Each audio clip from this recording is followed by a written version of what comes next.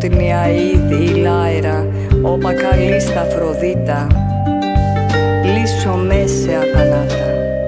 Πότερον, γάς επιμένε, ή πύλα να είδα ο εσιένε, κι έλευσον.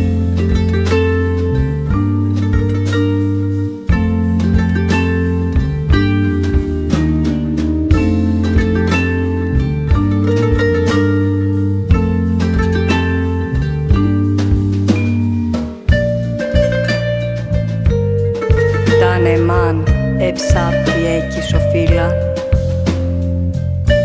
ηρέμαν και νύχες άλαθη μου, ουδέταν τάλεναν με μόνην, έρον αφή στηρεύει, αλλά καίφθε Κύπρη αγαπάτα.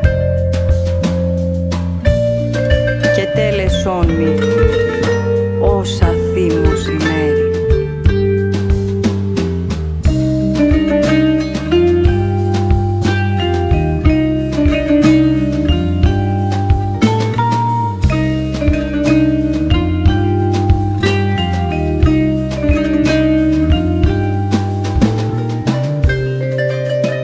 Καλοσυνάτη και πανέμορφη κυρά, Αφροδίτη αθάνατη, σε οικετεύω.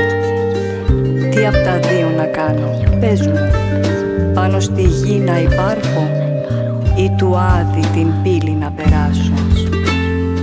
Αν ήσουν φιλική με τη Σαπφό, της ψυχής μου την θάλασσα ήρεμη θα κρατούσες, κι ούτε θα μ' άφηνες την δύστιχη μονάχη εγώ να κυνηγώ τον έρωτα.